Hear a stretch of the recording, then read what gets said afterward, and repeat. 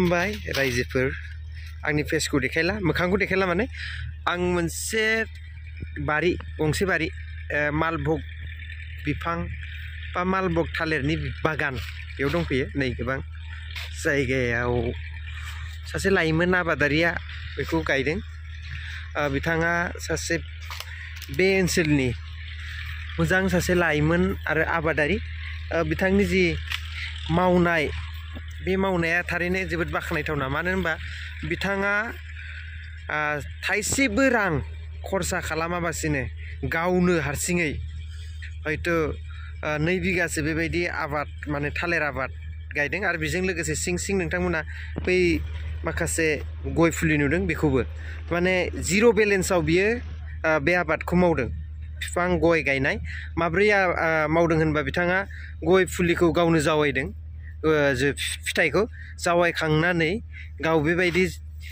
जेब्ला गायनो जादों गायलायबाय गावनि हायावनो न'खरनि हायावनो जाय हाया थारैनो जोबोद बालामोन बेयाव माइ आबादबो मावनाय जायामोन दा बै गोलैसोना थानाय जि फोथारखौ बिथाङा गोबां खस्थ' खालामनानै हारसिं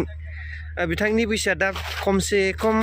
25 बा 26नि गेजेराव उन्दै लाइमोन सासे बिथाङा बेबायदि आबादखौ मावनानै नैबे ओनसोलाव मोनसे थुलुंगाथाव रादाब लाबोदों खौरां लाबोदों थारैनो गोजोनथाव आरो थारैनो लोगोसे नायदो आं गिबियाव थालिर बागानखौ दिन्थिदोंमोन बे मालभोग थालिरनो 2 बिगासोनि जखा जों दा बेखौनो नायदिंनो फैदों थारैनो बे जोंनि धेमाजि जिल्लानि सिङाव थानाय सिमेन्सापुरि सानजारि नोगोर संकं पन्चायतनि 3 नं लग्लुं बर' गामिनि बे समायना मोनसे माइ थालिरजों लोगोसे गय आबाद फोथार दा नोंथांमोननो नैबे समाव आं नैबे बागानखौ सोरगिदिं दिन्थिबाय आरो दा बिथांनि जि गय आबाद नैबे गयाबो थायनाहांनो हमबाय आरो बे गयफ्रानाखै देमा जोबोद मोजां आरो जेरैबायदि मेनटेन खालामना लाखियो इयाव बिथांनि जितु बुंनाय बायदिब्ला बिथाङा बे गयफोरखौ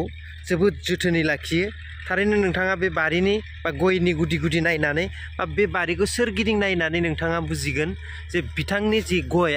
बा बे बारिखौ बेसेबां साफा साखोन सिखोन आरो बेसेबां आबदालजों बिथाङा बे गय फुलिफोरखौ फोथांदों थारैनो बिनि फिथाइया थारै गोदै जागोन आरो बे गयनि जि महर जोंनि बे ओनसोलाव थारैनो नोंथांमोना नुगोन गयनि महरफ्रा एसेबां मोजां जाया आरो बेबायदि हायावथ' नोंथांमोना हरै जितु बारि बारनानै नायगोन बेयाव नों गय बारि रावनियावबो नुवाखै थारै दुब्लि गोरान खेथि थारैनो माइयाबो बे समाव बे दुब्लिफ्राव बारा जानायखौ जों नुनो मोनला दा नोंथाङा नायनानै गम मोनगोन ओरैबायदि समायना बे फोथार बा बे गय बारि थारैनो सोरगिदिं गय बारिखौ नायनानै नुगोन नोङो बेसेबां सारि आरो दा बे गयनि गुदियाव जेसेबां बिथाङा मा होनांगौ होदों आरो गयाव बिथाङा गुफुर सुनैबो फुनदों होनदों दा बे गय बारिखौ बिथाङा बानायनानै बेसेबां मोनसे बे हाखौ गुन गोनां खालामदों बेयाव जे जा हाखौ बिथाङा बेबायदि महर लाहोबाय थारैनो जोबोद बाख्नायथाव बेबायदि लाइमोन जुदि जोंनि न'खरफ्राव बा जों साफ्रोमबो लाइमोना जुदि गावनि गोलैसोना थानाय हाफोरखौ जुदि बेबायदि मोजां लामायाव बेबहार खालामोबा थारैनो जोङो मालाबाबो जिउआव रां रुफा आरो गावनि थांना थानायनि थाखाय जेबो खैफोद आफोदा नोंखौ हयथ' साग्लोबनो हानाय नङा जों गुबैयै जोंनि जिउआव रां रुफा आरो गाव माखासे बारि बागानाव बेबायदि बिफां लाइफां गायनानै रां खामायनाय थारैनो बेयो जोबोदैनो न'खरनि गोनां बा गावनि जिउआव गोनांथार होननानै जों बयबो सानो नाथाय जोङो गोबां खामानिफोरखौनो बेबायदि हयथ' मावा आरो मावनाय जाया थारैनो जों बयबो बेबायदि आबादारि सासे आबादारि जायोबा न'खरफ्राव गंसे न'खराव बेबायदि मोजां आबादनि जि गय बारिनिफ्राय लानानै जिखुनुआनो बारि बागान खालामनानै जुदि बेबायदि जों समायना खालामना लाखियोबा हयथ' जोंनो गोबां समाव जोबोद सहाय सुंगोन आरो बेजोंनो नोङो जिउआव थांना थानायनि गासैबो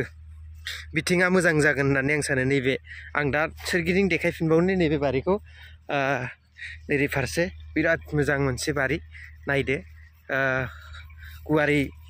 जों गोजाननिफ्राय देखायनो नाजाबाय नाय जोबोद मोजां मोनसे बारि जोबोद समायना दा बेखौनो जों एसे दिन्थिनो एबा भिडिअ खालामनो होननानै फैदोंमोन जोंनि ओनसोलावबो धेमाजि जिल्लानि 3 नं लग्लं गामिनि सासे लाइमोन बर' लाइमोना बेबायदि मोजां मोनसे आबाद बा गय बारि बानायदों गोबाङानो नुवाखै बे बारिखौ 3 नं लग्लं गामियाव फैब्ला नोंथांमोना नुगोन आरो नैबेबायदि बारिखौ जोबोद मोनसे माबा खालामना दोनदों आरो दा दहाय सिगां आं बुंदोंमोन बिथाङा जिर' बेलेन्सै बोरैहाय गयखौ गायखो बा बे बारिखौ एसेबां मोजां खालामखो दा बिनि गुदियानो जाहैबाय गाव नाजानाय आरो गाव मा खालामखो नैबेयाव जोङो गय जे बिथाङा गय फिथाइखौ लाबोनानै फांसे फांनै न'आव थानाय गय फुलि बिफांनि फिथाइखौनो बेबायदि बिथाङा गय जावैनानै बेबायदि जावैनानै बिथाङा बे बारियाव गासैखौबो बाहायनाय जादों एकदम जिर' थाइसेबो रां गैयै लायालासिनो बिथाङा बे बेसेबांबा समायना बारिखौ बानायदों नाय बे गोदान आरो दा नैबे आरो बे मोनसे थोरोबसे आरो बेफोर नायदो बेबायदि बारियाव गावनि न'खरनि गय फिथाइखौ फांसे बिफांनिफ्राय रोजा रोजा बिफांनि बागान बारि बानायबाय बेयो जोबोद मोनसे बाख्नायथाव दा नायदो दा बिथांनि जि मावनाय बिथाङा बेयाव बारि बानायनाय बे बानायनायखौ नुनानै हयथ' साखाथि बाखाथियावबो गोबाङा दा बेखौ मावनो नाजादों नायदो बेथ' गोबां बेयावबो गय गायनाय नुदों बे बिफांखौ नायनानै नै बिफांखौ नायबा हयथ' बे बोसोरनै बोसोरथाम उन जागोन आरो दा नायदो थारैनो नंगौ सोरबा सासे जुदि मोजां मावोबा सोरबा सासेया फल' खालामनाय बेबायदिया जोंनि थाखाय जोबोद मोजां माने मोजां खामानिखौ मोजां बयबो माने फल' खालामलायनांगौ थारैनो बाख्नायथावना बेनिखायनो जों नैबे बारिखौ बानायनानै बा बे बारिनि भिडिअखौ बानायनायनि गुबै उद्देश्यआनो जादोंमोन जोंनि लग्लं गामिनि 3 नं लग्लं गामि संखं पन्सायतनि सिङाव थानाय बे बेसेबां गोरान जे फोथारावबो मोजां जुदि नाजायोब्ला मोजां सेस्था खालामोबा मोनसे आबाद बा मोनसे गय बारि बा बागान जायो थारैनो बे मोनसे दिनै फोरमान जाबाय दा नैबे समाव नोंथांमोननो नैबे जि जायगा बेनि सोमोन्दै खिन्थाबाय बे बारिनि सोमोन्दै खिन्थाबाय दा जों न' फारसे थांनोसै जाय न' मालिक बारिनि मालिक दा नैबेफोरबो नै देरबायानो दा नों नायदो बे हाया बेसेबां गोरान नोंथांमोना नुगोन थांबाय थानि दा नैबे बारि जों डाइरेक्ट बारियाव फैदोंमोन दा न' फारसे ओंखारलांसै आरो नायबे औवा बागान आरो बे जायगायाव फ्राय बांसिन औवा मानसिनाव औवाखौल' जों नुयोमोन बे औवा बारि आरो बिथाङा बे औवा बारिनि बा औवानि गेजेरजोंबो गावनि थानाय न' बेरा गासिबखौबो बिथाङा गावनो बानायनानै लायो दा जोङो जाय बानायग्रा बिथांखौ जों नागिरदोंमोन बिथाङा दा खामानियाव बेस्थ' आरो मोनसे खोथा बिथाङा आरो खुसेर गायो माने खुसेर गायनानै गोबां रां खामायदों जोंनि बर'आथ' फ्राय बांसिन खुसेर गायनानै रां खामायनाय जोंनि ओनसोलफ्राव नुसोगारा आरो गैथारानो आरोखि दा बिथां फंबाया गावनि नाजानानै आखु खुसेर बागान बायनानै बिगासे ना बिगानै हायाव 2 लाख 3 लाख बिथाङा बोसोराव बे खुसेरनिफ्राय रां खामायो बेखौ आं खोनानो मोन्दों दा नोंथांमोननो नैबे भिडिअनि गेजेरजोंनो बिथांनि जि खुसेर गायनाय बेखौबो नोंथांमोननो आं देखायनो नाजागोन दा नैबे नायदो बे बारि बे बाला हायावनो बिथाङा बेसेबांबा मोजां मोनसे माबा खालामबाय आरो मा होनो बारि खालामबाय बेफोरखौ नाय दा बेयाव नोङो हाग्राफ्रा रानजोबनाय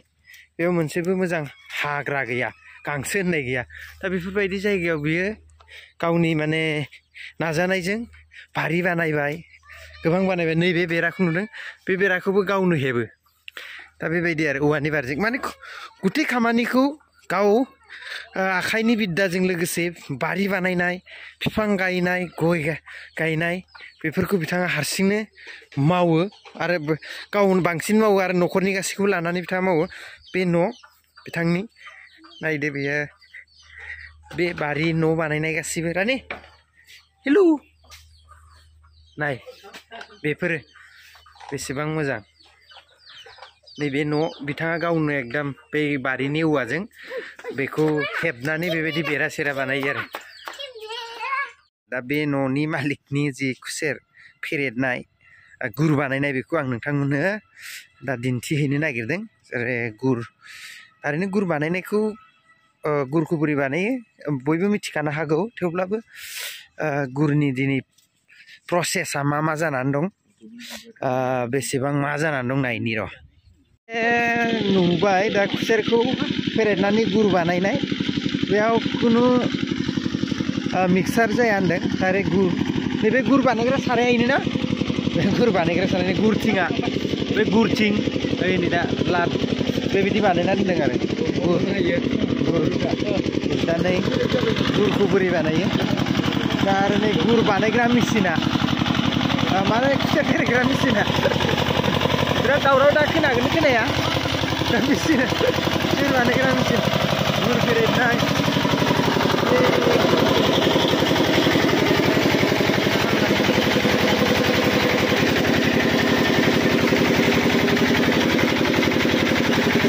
गुरखौ बोरैहाय फेरेदो माने बे मेसिनाव खुसेरखौ सोबाय थायो दा बिनि बिदैया बेयाव ओंखारबोयो आरो नै खुसेर बिदैया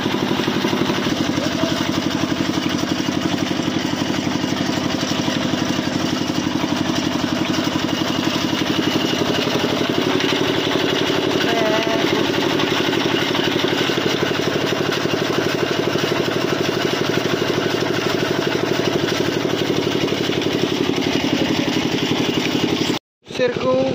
बेबायदि दानना लाबोनानै बै मेसिनावनो फेरेदनाय जायो आरो दा जों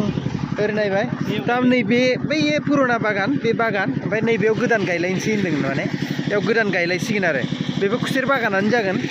दा बेबायदिनो बेयाव बे बिथां रातुल फंबाया बेबायदि गोबां माने खुसेर आबाद खुसेरनि गेजेरजों आरो बारि गय बागान नोंथांमोना नुखाबाय भिडिअआव गय आरो थालिर बेबायदिनो गोरान आबाद माने बारियाव गायनानै गोबां रां खामायो आरो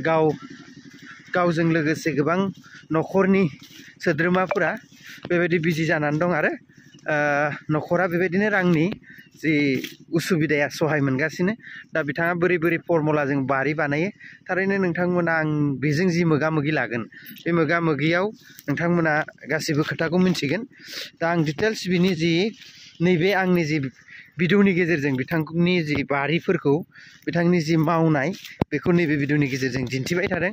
थारैनो नैबेयाव खुसेर बागाना बेबायदि गुवार आरो गोबांनाव खुसेर बागान थाखायो खुसेर गायनायनि फर्मुला थायो दा जाय बिथांमोना बेबायदि आबाद मावनो लुगैदों बिथांमोनजों जाय गायनो गोरों दा बेनि सायाव नलेज दं बे बिथांमोनजों बेबायदि जाहाथे गायनोबा फर्मुलाफोर लाफैजागोन आरो खनसे नङा खननै खनथाम लासै लासै मावलांबानो सब बुस्थुखौ जों हमनो हायो माबायदि थांबा मोजां गाज्रि गासैबो सोलोंनायनि गेजेरजों मावनायनि गेजेरजों जोङो सब खामानिखौनो मावलांनो हायो आरो बिनिफ्राय जों फिथाइ मोननो हायो नैबिदि खुसेर दानगासिनो खुसेर दानगासिनो दा खुसेर बागाना बेनो दा बे बाफोर बागाननिफ्रायनो बिथांमोना जि रां आरजिबाय दङ आरो बे जोंनि सिमेन्सापुर सानजारि नोगोर संकं पन्सायतनि सिङाव थानाय 3 नं लकलं गामिनि माखासे लाइमोनफ्रा बेजों लोगोसे गोजोननाय थाबाय बेखिनि भिडिअखौनो आं नोंथांमोननो दिन्थिनो होननानै दिनै आखायाव लादोंमोन दा बेनिफ्राय जि बिथाङा मा मावदों बेखौ आबुङै दिन्थिबाय आरो जोंनि सावरायनायनि गेजेरजों नोंथांमोना आरो फिन बिनि सोमोन्दै गुवारै मिन्थिनो हागोन बिथांजों जि मोगा मोगि लानाय गोजोन्थों।